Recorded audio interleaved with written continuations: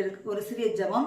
பரலோகத்தில் இருக்கிற எங்கள் பிதாவே, நன்றியோடு ஸ்தோத்திரிக்கிறோம், துதிக்கிறோம், மகிமைப்படுத்துகிறோம். கர்த்தாவே, இந்த நாட்களில் அப்பா பாவத்தை குறித்து எங்களுக்கு உணர்த்தி இருக்கிறீர் சுவாமி, உமக்கு நன்றி செலுத்துகிறோம். கர்த்தாவே, உமக்கு ஸ்தோத்திர ஆண்டவரே. நாய் தான் கக்கினது தின்ன திரும்புவது போல ஆண்டவரை மூடனும் தன் மூடத்தனத்துக்கு திரும்புகிறான் என்று வேதவசனம் சொல்லுகிறதையா.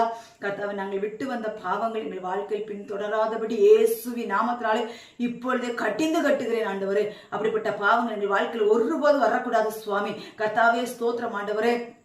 நீங்க இந்த பூமியில் வாழ்ந்த பொழுது எப்படி வாழ்ந்தீங்கப்பா?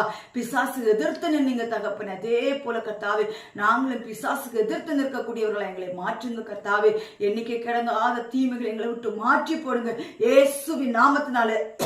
கர்த்தாவே, இப்படிப்பட்ட தீமைகள் எங்களை விட்டு மாறட்டும் ஆண்டவரே. ஆமென் ஆண்டவரே. ஸ்தோத்திரம் ஆண்டவரே. உமக்கு பிரியமானதை செய்ய எங்களுக்கு போதித்தரும் நீரே என் தேவன். உங்களுடைய நல்ல எங்களை செம்மையான வழியில் நடத்தி செல்ல வேண்டும் நாங்கள் ஜெபிக்கிறோம் ஐயா.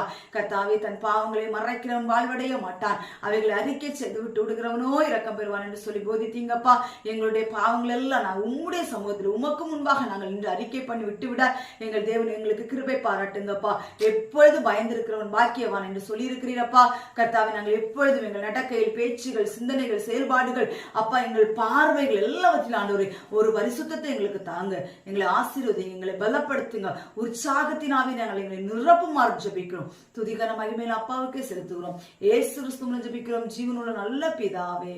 ஆமென் ஆமென். கர்த்தர் தாமே உங்கள் அனைவரையும் ஆசீர்வதிப்பாராக. ஆமென். Praise the lord. ஸ்தோத்திரம்.